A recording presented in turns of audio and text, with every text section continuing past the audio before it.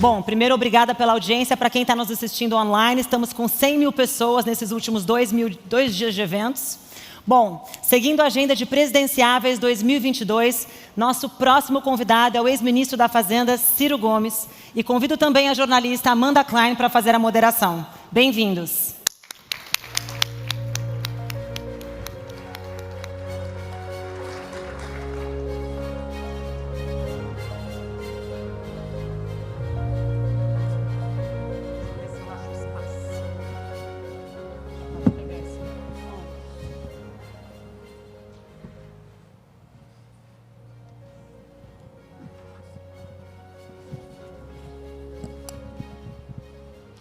Boa tarde a todos. Um prazer estar aqui novamente. Boa tarde, ministro. Ele não quer ser chamado de candidato, já me falou.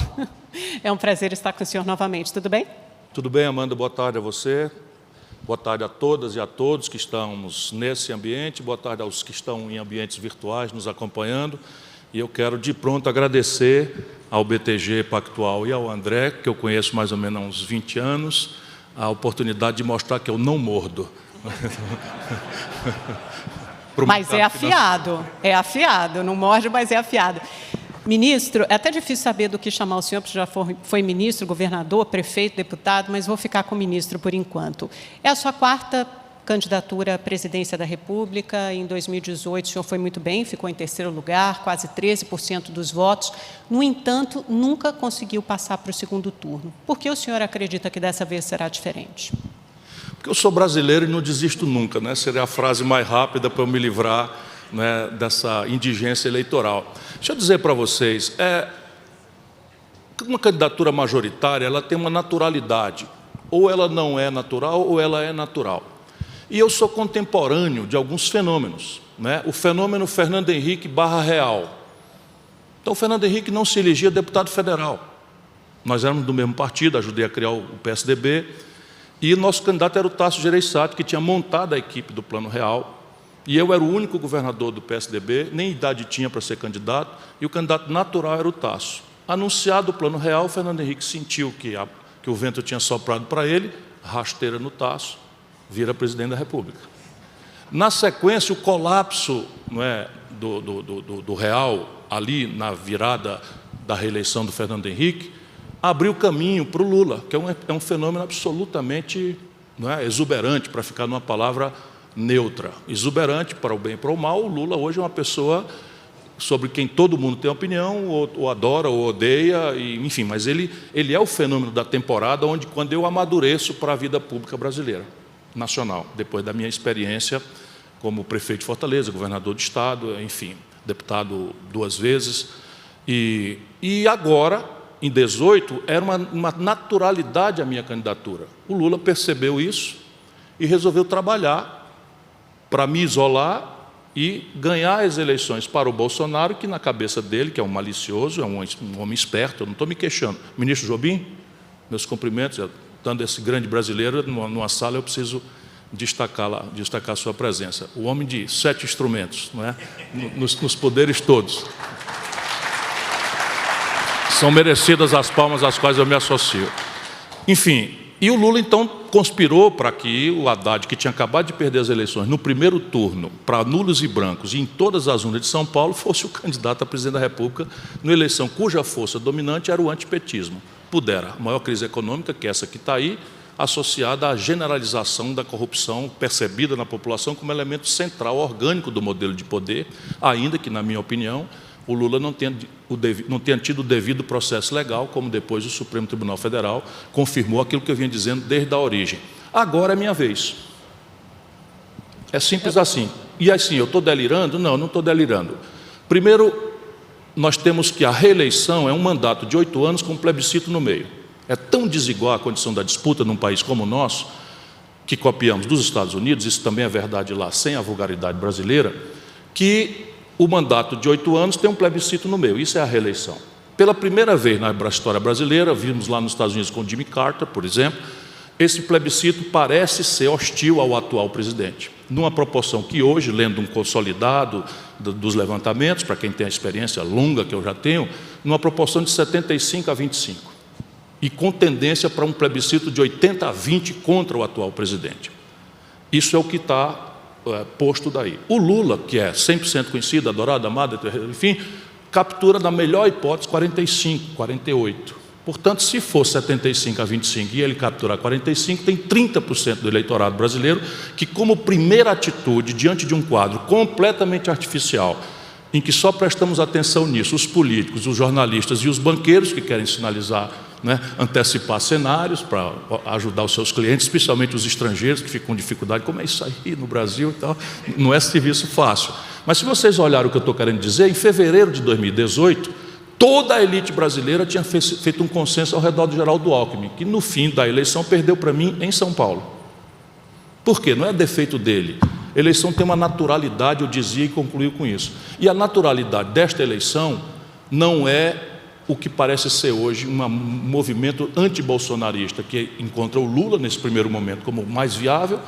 Por quê? Porque a situação econômica e social do país vai exigir um debate consistente sobre as causas da doença socioeconômica que atinge 90% do povo em maior ou menor intensidade, mas que 70% da força de trabalho do país ou está na mais selvagem informalidade, trabalhando 70 horas semanais contra uma renda média de R$ 1.800, sem nenhum direito a nada hoje e na perspectiva de chegar na velhice sem nenhuma cobertura previdenciária. São 70 milhões de pessoas.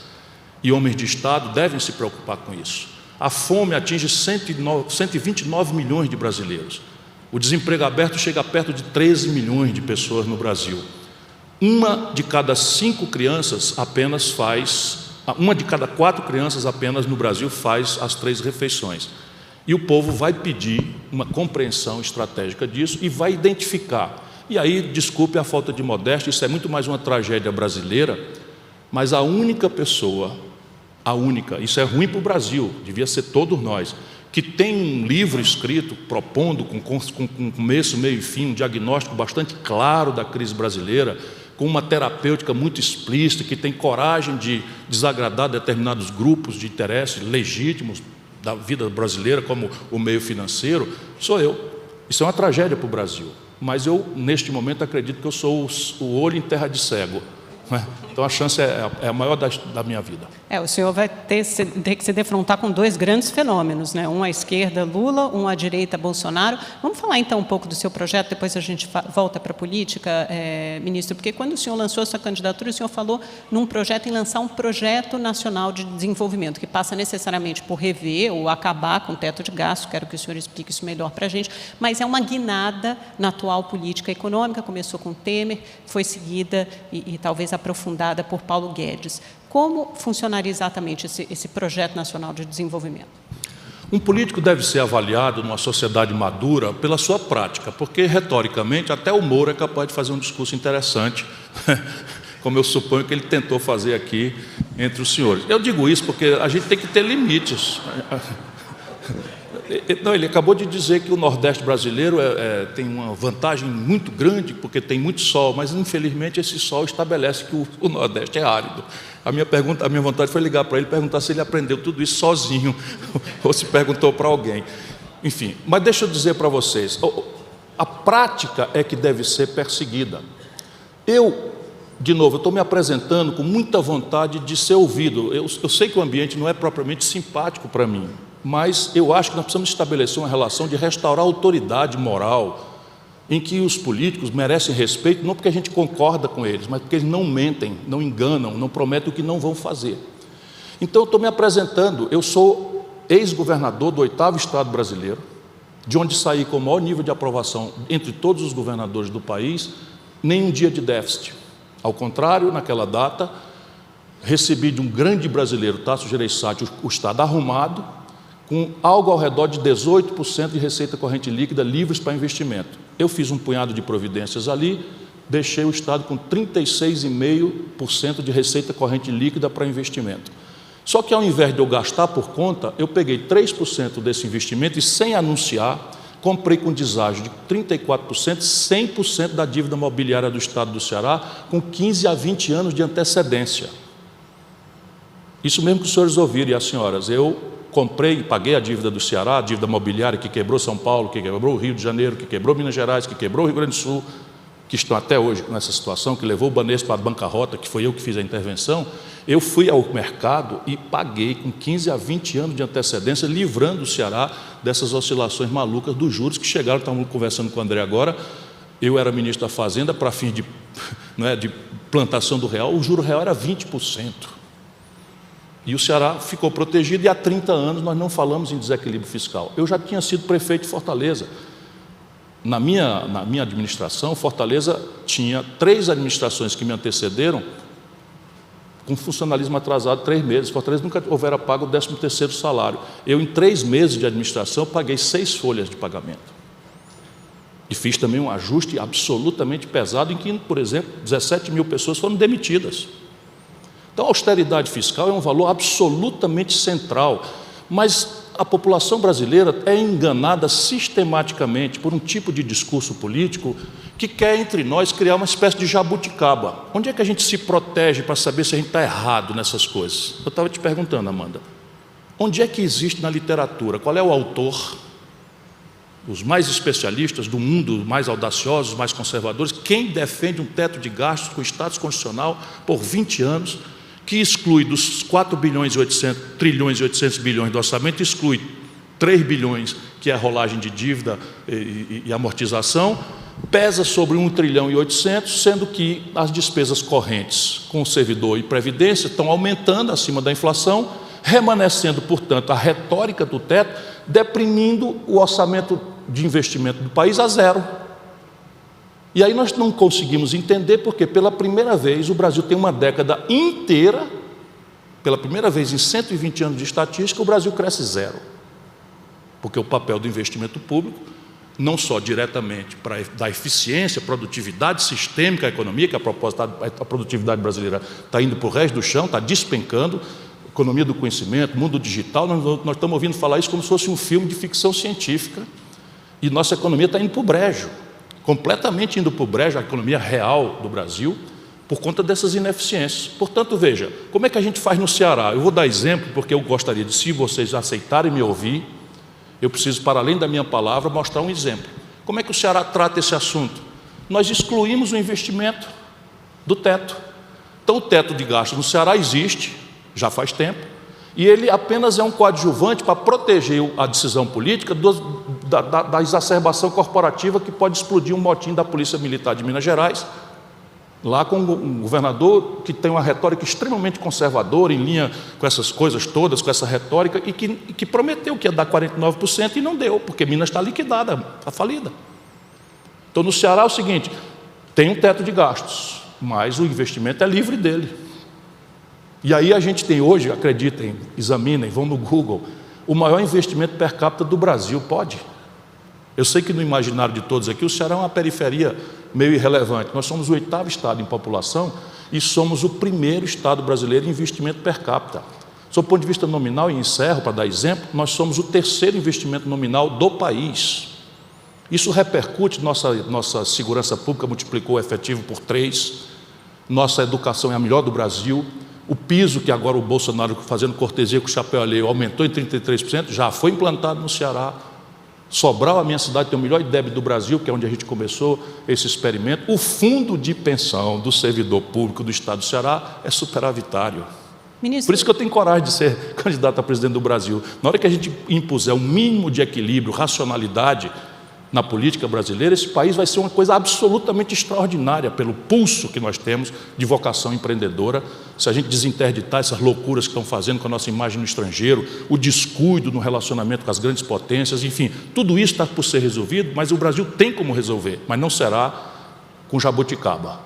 Mas o senhor acredita, por exemplo, em fazer reformas como uma forma de controlar as despesas ou diminuir os gastos? O senhor também já tinha citado, por exemplo, taxar lucros e dividendos, grandes fortunas, acabar com incentivos. Queria saber mais detalhes, cortar incentivos em quais setores? Porque isso tem sido uma proposta antiga, mas é abstrata e é de difícil execução, porque existe muita pressão, existe lobby. O senhor sabe em que setores cortar incentivos, por exemplo, que reformas fazer, como é que o senhor avançaria, mantendo a responsabilidade fiscal para aumentar o investimento? Esse é o debate. Portanto, todos os candidatos deveriam assumir concretamente como é que pretendem dar sustentabilidade intertemporal, né, Mauro Filho?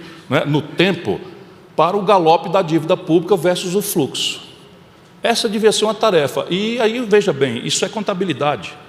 Você faz equilíbrio fiscal e fluxo contra um estoque por receita e por despesa. Então, a despesa pública brasileira, num governo como o meu, olhando para tudo que eu já fiz, será olhada com uma lupa. Cartão corporativo, por exemplo, eu fui ministro e não usei, porque eu considero imoral e fora do controle. Nas pequenas coisas você vai notando. Eu, governador eleito do Ceará, não fui morar no palácio. Não é porque eu tinha uma mansão, eu morava numa casa alugada. O Ceará dava aos seus ex-governadores, deputados e prefeitos, como o Brasil dava, uma pensão, uma aposentadoria. Eu recusei as 3 aos 36 anos, porque precocemente fui, porque eu dou valor a isso. Agora vamos lá, o que eu estou propondo? O que precisa consertar no Brasil, meus compatriotas e visitantes que nos honram com a sua atenção? E podem apostar neste país, os investidores estrangeiros podem ter segurança de que esse aqui é um lugar para você ter êxito se a gente der essa virada política. E nós estamos na iminência dela, desde que conservemos a democracia contra ameaças reais. Pois bem, quando a gente faz uma conta, como a conta brasileira, nós temos que ir na receita e na despesa, e a despesa brasileira você tem, por exemplo, 371 bilhões de reais de renúncia fiscal.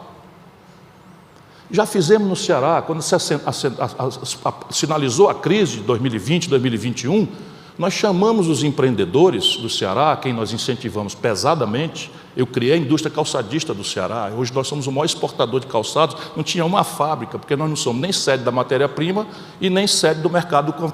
E eu criei uma condição absolutamente bem feita, com os meus assessores, a minha coisa, em que valeu a pena para um gaúcho ir para o Ceará em vez de morrer ou ir para a China. Hoje nós somos o maior exportador brasileiro de calçados. Como é que a gente faz renúncia fiscal? Com correspondência. No Brasil, nós estamos fazendo renúncia fiscal sem correspondência. Então, eu acho fácil 20% de corte. E estou falando de 70 bilhões de reais assim, ó. Mas aonde, ministro? Vamos lá, eu vou fazer algumas caricaturas, senão eu vou cansar a sua audiência e gastar meu tempo, porque eu estou doido, cheio de amor para dar.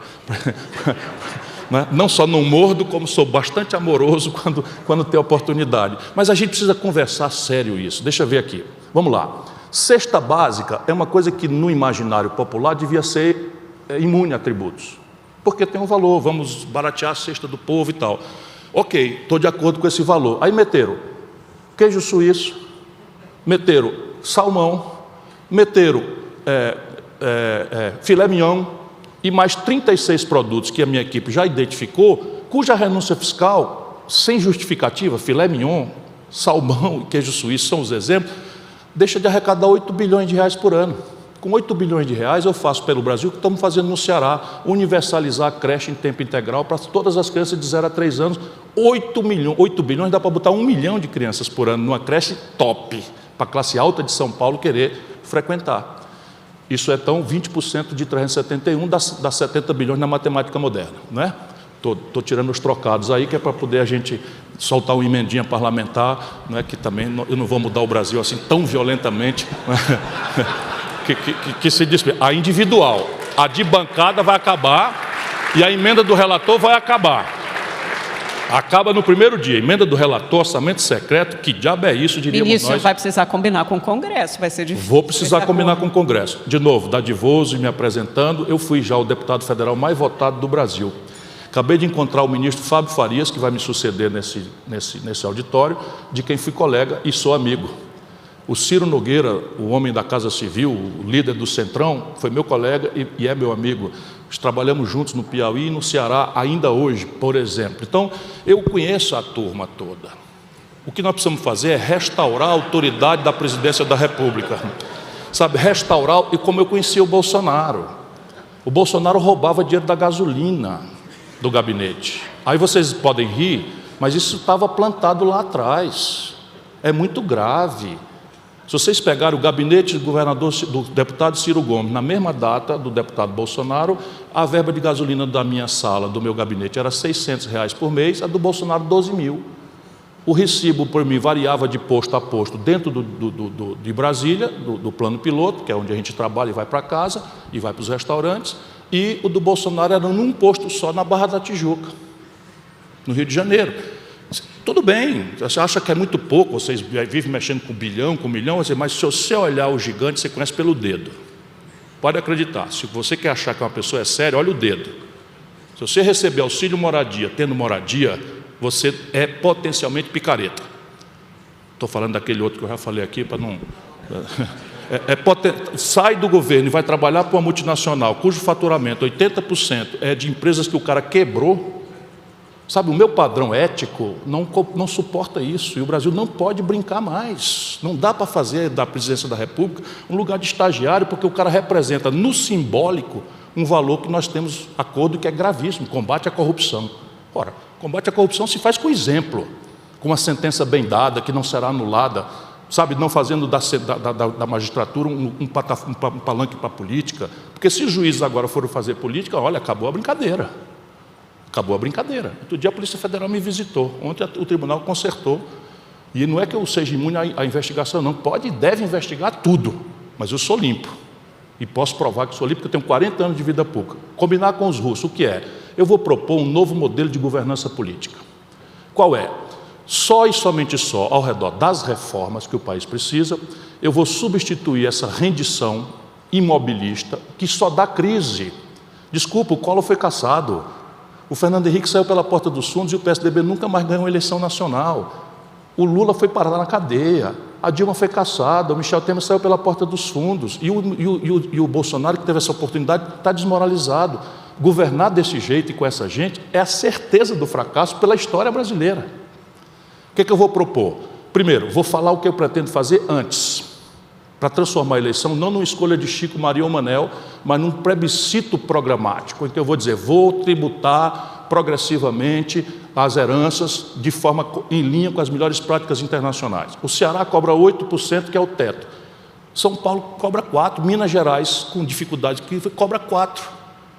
Vou fazer um pente fino. Então, isso aqui vai me atrair antipatias, mas se eu ganho eu e a ideia. Portanto, eu diminuo profundamente, pela qualidade da proposta, o conteúdo de crise que o presidencialismo brasileiro nos impõe historicamente. Segundo, o tempo da reforma são os 6 primeiros meses.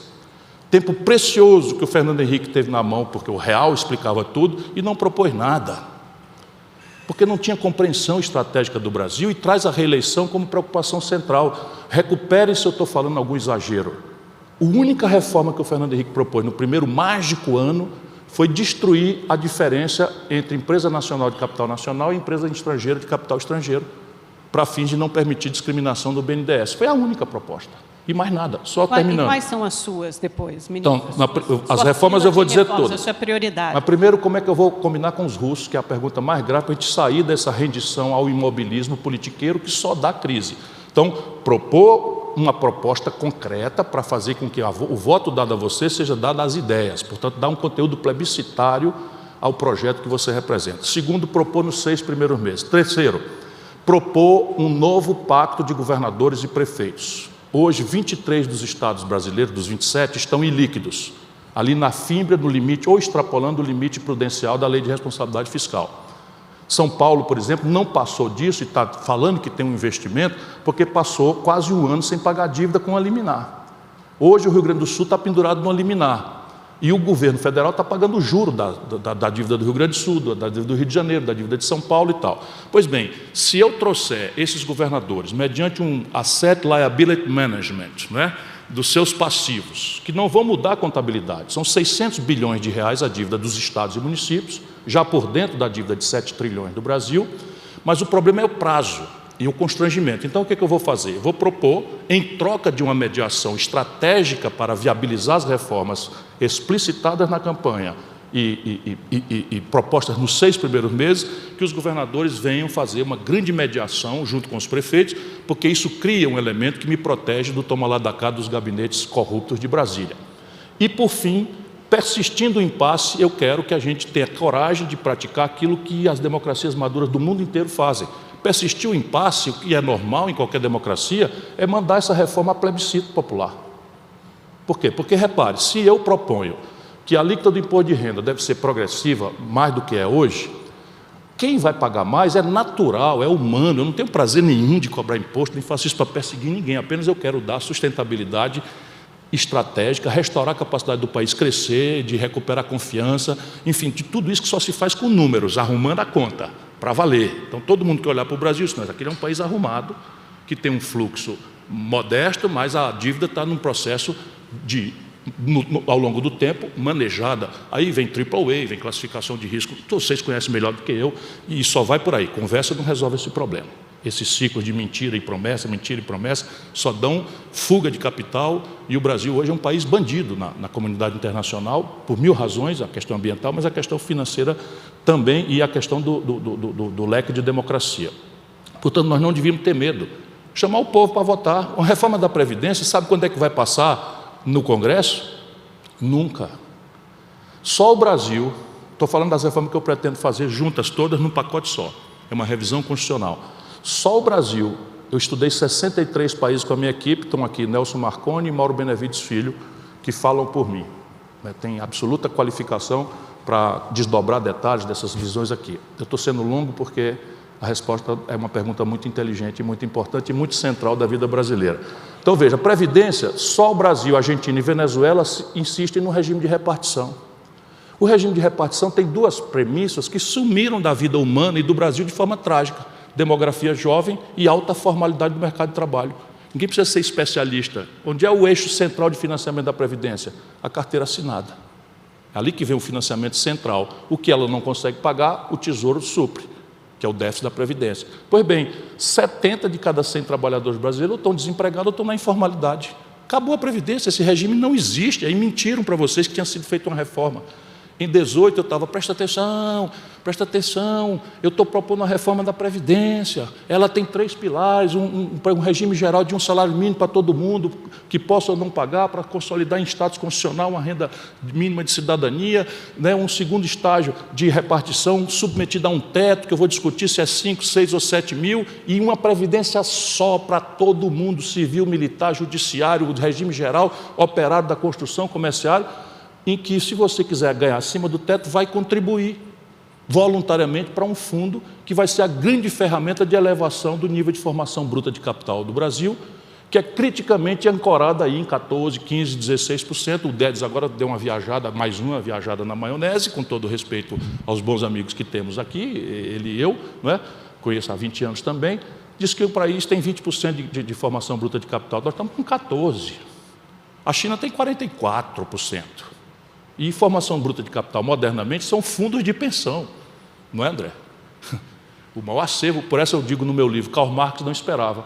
Então, os maiores capitalistas do mundo agora viraram os fundos dos trabalhadores, que é uma grande conquista da social-democracia, que é essa convergência entre os valores da equidade, da justiça social e da eficiência econômica que a livre iniciativa, e somente ela, pode nos oferecer. Ministro, quando o senhor fala do seu programa, da sua agenda econômica, é colocar o Estado novamente como um indutor de investimentos? O Estado assume novamente essa centralidade? Porque, às vezes, isso causa arrepios ao setor privado, ao mercado, aos empresários, à nossa audiência, ao nosso público aqui hoje. Às vezes, as pessoas ficam com o cabelo em pé, porque acham que o investimento no setor privado tem maior qualidade, é mais eficiente, que muita da corrupção, da roubalheira que o senhor descreveu aí veio justamente por causa dessa centralidade do papel, do tamanho que o Estado tem. Como é que o senhor responde a eles? Que papel o setor privado terá na sua agenda econômica?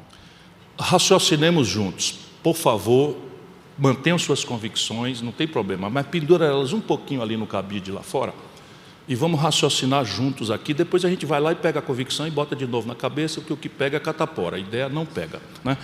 Qual foi o país do mundo civilizado, qual foi a civilização exitosa do planeta Terra que conseguiu esse êxito civilizatório extraordinário, como os norte-americanos e europeus do Ocidente, na história, ou contemporaneamente os asiáticos, com os regimes os mais distintos, do Japão, a Coreia do Sul, e chegando em Singapura e China.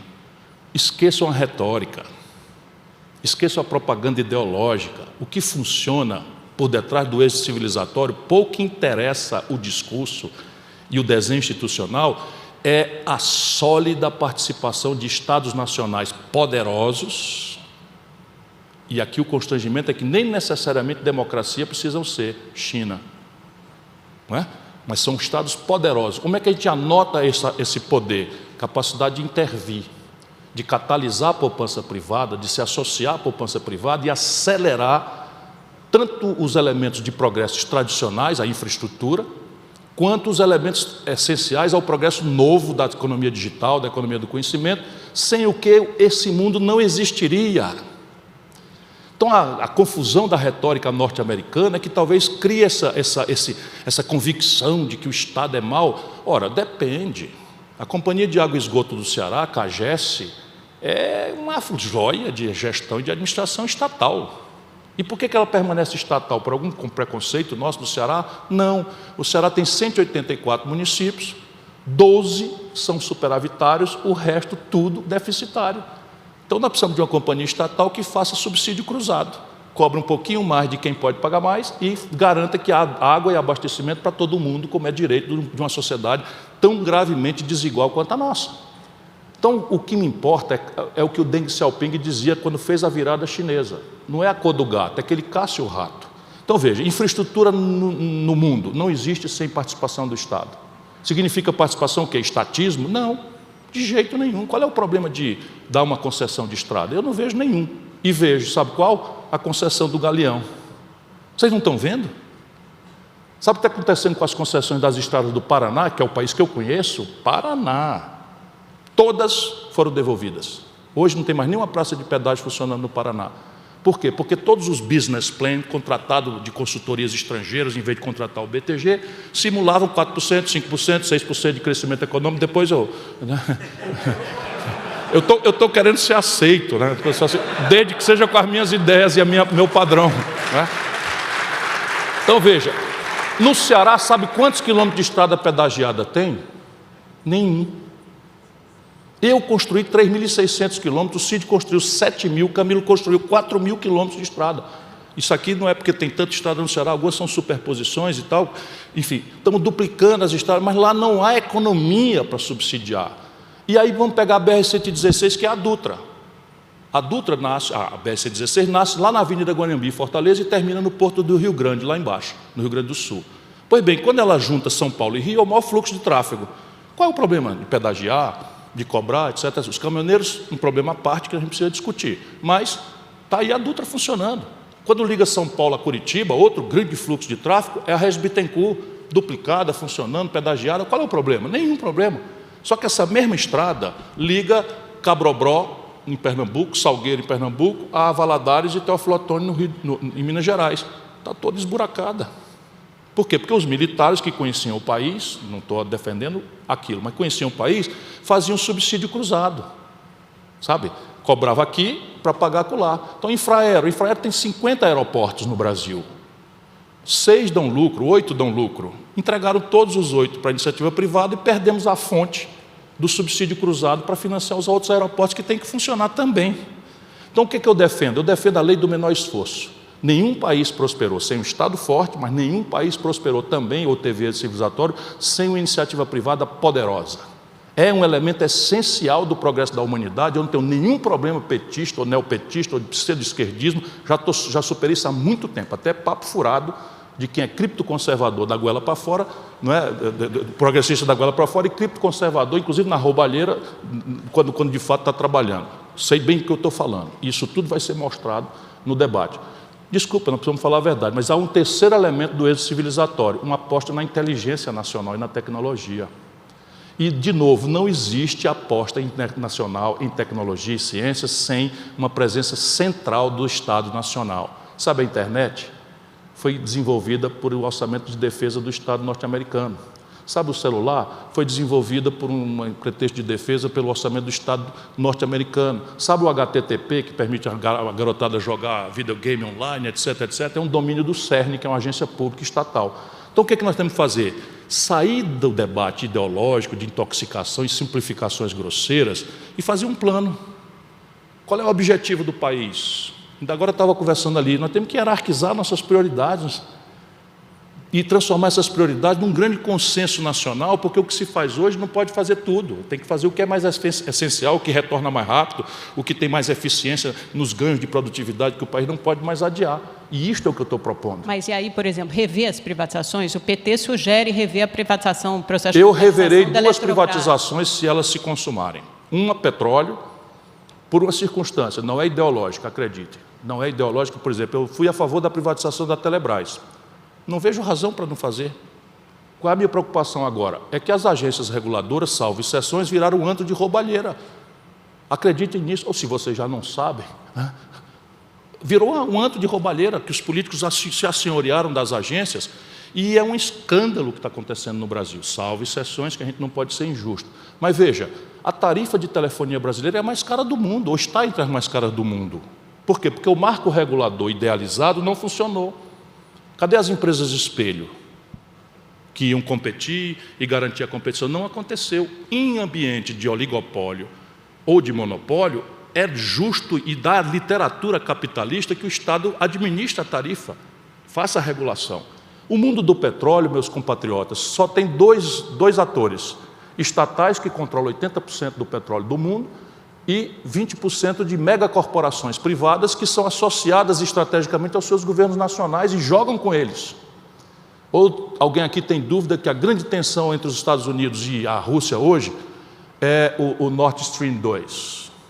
Nord Stream 2, sabe o que é o Nord Stream 2? É um gasoduto que vai simplesmente estabelecer um nexo de dependência da poderosa, recentemente de novo poderosa Alemanha, da energia que vem lá dos Urais e do Báltico.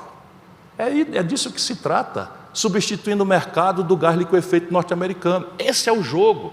Tem um elemento de defesa do ponto de vista russo? Tem, porque eles não vão topar corretamente, penso eu, embora não aceite que essa razão seja exercitada à base da violência, voltando à melhor tradição brasileira de solução pacífica dos conflitos, um dedinho de prosa sobre política externa, né, no meu futuro governo, no nosso Mas governo. o senhor viu como está difícil combinar com os russos ultimamente? O senhor queria combinar lá no Congresso. Não, o ninguém Bolsonaro está querendo combinar com aquele russo. Olha, ali. Prestem atenção, a história da humanidade está andando.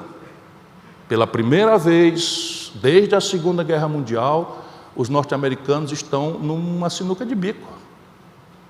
Não tem saída para eles. Por quê? Porque o Putin meteu uma cunha exatamente na aliança do Atlântico Norte, por razões de defesa, não quer que a OTAN se expanda até a sua fronteira, e por razões estratégicas e geopolíticas e econômicas, quer estabelecer nexos orgânicos de interdependência com a Europa do Ocidente, fissurando a aliança nacional, a aliança internacional que nos governa. E nisso a China percebeu o movimento e se acertou com a Rússia. Não vai ter guerra. Não vai ter guerra. Pela primeira vez, o fator dissuasório, não é, talvez introduza uma variável. E essa é uma oportunidade de ouro para um país como o nosso. Não de fazer besteira, sabe, declarar retoricamente a solidariedade. O Brasil sempre aproveitou essas ocasiões históricas. Foi assim na Segunda Guerra Mundial. O Getúlio segurou as pontas, deixou o Brasil neutro, fora, até que os americanos mostraram um plano de ocupação do Brasil. Eu vi esses documentos todos na biblioteca do Congresso lá, estão desclassificados, e o Getúlio, então, negociou CSN. Né? O velho Geisel destratou com os americanos o acordo militar e acertou-se com os alemães as nossas usinas nucleares. É isso que nós temos que fazer, defender o Brasil. Não tem nada que ficar se metendo em confusão dos outros, onde a gente simplesmente tem um papel, se for desse jeito, é ridículo. Ministro, mais algumas questões, nosso tempo está terminando, mas eu acho importante passarmos antes por Serei mais o papel do Brasil hoje, o que o Brasil volte a ter um papel importante no cenário internacional. Acho que essa deve ser uma preocupação de qualquer governo, e de que forma isso passa necessariamente por uma política ambiental responsável e robusta. O Brasil hoje não tem nenhum senhorio sobre o seu território. Deixa eu dizer para vocês, sabe qual é o efetivo da Polícia Federal deste país de 210 milhões de habitantes? O ministro Jobim sabe, 11 mil homens ou mulheres, são poucas mulheres, 11 mil pessoas. 11 mil. A Polícia Militar do Ceará tem 30 mil, para vocês terem uma proporção. Então, não adianta ter uma bela regra se não tem enforcement. E a grande questão ambiental no Brasil é que uma geraçãozinha atrás, 30 aninhos atrás, a condição sine qua non para o governo brasileiro titular uma terra de um migrante nordestino ou gaúcho que aceitou o apelo para ir morar na Amazônia, contrair malária, hoje é uma conta de 40 milhões de pessoas, era provar para o INCRA que desmatou. Então você vai lá, pega a sua gleba, vem aqui provando com fotografia, com filme, com testemunha, com declaração do padre que você desmatou, eu lhe dou o papel. E de repente ele virou um bandido. Ele não compreende isso, não compreende. E não vai aceitar que soluções sejam resolvidas entre nós. os brancos da praia, do triângulo, sabe, Brasília, São Paulo, Rio de Janeiro, por melhor intencionados que nós sejamos. Como é que a gente sai disso? A gente sai disso fazendo aquilo que a retórica do esquerdismo infantil, que é só da goela para fora que eu estou falando, diz, mas não sabe o que fazer. Desenvolvimento sustentável. Sabe o que é desenvolvimento sustentável? É você descer no território e estabelecer concretamente um zoneamento econômico e ecológico. Aqui pode, aqui não pode.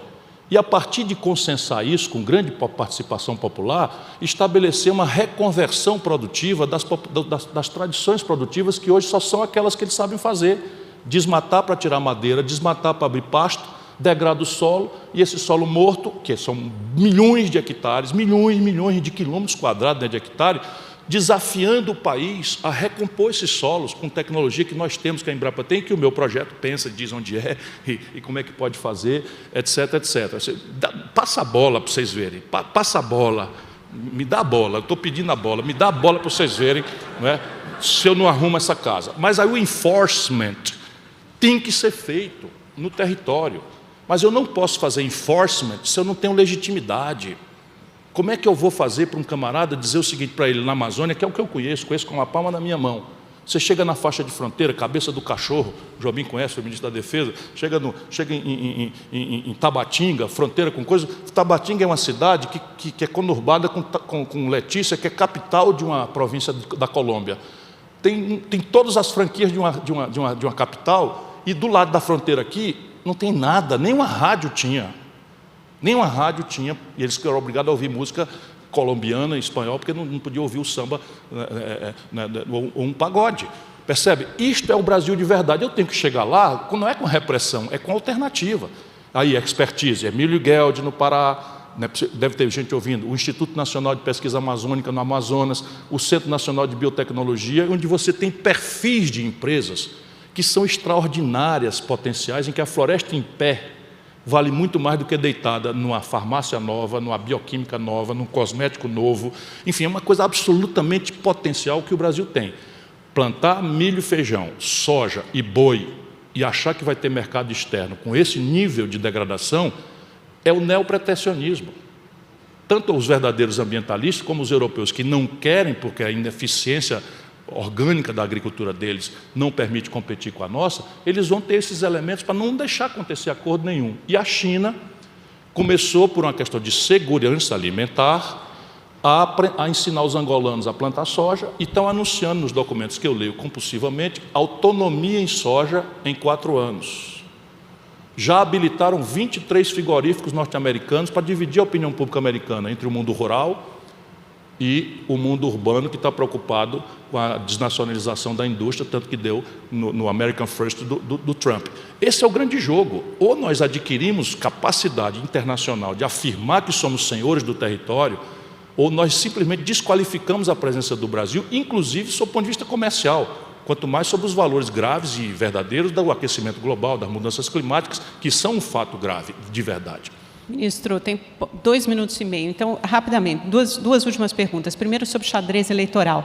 O seu aliado, Eduardo Paes, o senhor teve há pouco tempo com ele, prefeito do Rio, vai ser aliado do PDT no Rio, para o governo do Estado. Ele fez uma análise que é a seguinte, que ele disse que o Sérgio Moro tranca a terceira via, ele sufoca o crescimento de qualquer outro candidato da terceira via. Quero saber se o senhor concorda com ele e como é que fica o PDT nesse xadrez eleitoral, se ele não fica muito isolado, com a esquerda sob a hegemonia do Lula, de um lado, o Centro Democrático se unindo, MDB, União Brasil, PSDB, Cidadania, e a direita ocupada por Bolsonaro. A minha tentação, com todo respeito, eu já estou me sentindo mais confortável agora, é dizer que eu tenho que ter mais voto do que o meu adversário. Eu vou ganhar a eleição se eu tiver mais voto do que o meu adversário. Mas deixa eu dizer para vocês, é natural que o jornalismo e que os políticos queiram antecipar o futuro, confinar o futuro, prever o futuro. Agora, faça um esforço para ver se eu tenho razão com a minha experiência. E não é wishful thinking, eu não sou um neutro observador da cena brasileira. Mas olhem, leiam a crônica do mês de fevereiro de 2018. Nessa data, toda a elite brasileira e o jornalismo brasileiro se expressava numa frase da Maria Lídia, da TV Gazeta. E aí, Ciro Gomes, Alckmin fechou acordo com todo mundo. Alckmin já ganhou? Você vai desistir? E eu disse, Maria Lídia, tenha calma, as pessoas vão votar. Resultado, perdi uma garrafa de vinho que eu não sabia, caro para moléstia, porque o Lupe apostou que eu ganharia do Alckmin em São Paulo, o que de fato aconteceu. Um privilégio especial para mim. O que quer dizer? Vai acontecer de novo? Não, não vai acontecer de novo. Mas em fevereiro do ano 2018, ninguém dava a menor bola, isso foi até uma certa imprudência, por isso que eu estou tão mal educado, dizendo, presta atenção, o gigante a gente mede pelo dedo e tal. É que nós fomos minimizando o risco Bolsonaro. Nós políticos todos, nós conhecíamos ele, isso é ridículo, não tem a menor chance e tal. Vem uma facada, pronto, o homem é o presidente do Brasil. E o resultado prático é que a média de mortes no Brasil pela Covid foi 4 vezes a média do mundo. E a única explicação é a atitude genocida, anticientífica, negacionista das nossas autoridades. 4 vezes a média mundial. Foi a quantidade de mortes no Brasil, concretamente. Estamos falando assim de coisa bastante segura e concreta. Quer dizer o quê? Eu acho que existe um elemento instável, que é o nosso povo. Nosso povo é induzido para cá, é constrangido para lá, mas sistematicamente a gente não aprende, tem se revelado rebelde com esperança. Esse é o slogan, agora foi um merchandising aqui, rebeldia da esperança e tal, né? Diante das coisas. Lá nos anos 89, eu era já prefeito de Fortaleza, a polarização entre Aureliano Chaves e Ulisses Guimarães. Vocês são muito jovens, não lembram, mas eu já era prefeito de Fortaleza. Aureliano Chaves e Ulisses Guimarães. O cara ficou cada um com 1%. E a eleição foi para 2 outsiders, Collor e Lula. Ficando no 3º e 4º lugar, Mário Covas e Leonel Brizola. Então, depois você tem quantas fichas se dava por uma possível candidatura do Fernando Henrique em 94. Quantas fichas se dava? Eu estava lá, eu era governador, depois por isso fui ser ministro da Fazenda, ajudei a montar o Plano Real, criei a TJLP, fiz a intervenção do Banesp e do Banerj, sabe? Fui um superávit primário de 5,4%, sabia? Vejam no Google, o maior superávit da história do Brasil. Vou falar em austeridade fiscal, eu, Ciro Gomes, ministro da Fazenda, no 2º semestre, que é a hora do torrar, a hora de restos a pagar, quem conhece o orçamento sabe. Fui lá e produzi na boca do caixa 5,4% de superávit primário. Daria, por exemplo, hoje para pagar todo o juro brasileiro, de uma pancada só que vai morrendo para 600 bilhões esse ano. Pois bem, o Fernando Henrique vem, o Plano Real, ganha a eleição. Não se elegia deputado federal em São Paulo. Vai acontecer de novo? Não sei, mas eu estou pedindo a bola, estou na área, não estou na área do impedimento, sou limpo, ficha suja, experiente, tenho proposta e estou pedindo a bola. Passa a bola que vocês vão ver o gol de placa que eu vou fazer nesse país. A nossa plateia atenta. Ministro, acabou nosso tempo. Última pergunta, sim ou não, muito rápida. Se acontecer, como as pesquisas indicam, segundo turno Lula e Bolsonaro, o senhor vai para Paris ou fica para votar? Eu não fui para Paris para não votar, eu votei no Haddad. Agora, eu nunca mais farei campanha para bandido nesse país, nem que o pau tore. Por isso eu tenho que estar no 2º turno. Obrigada.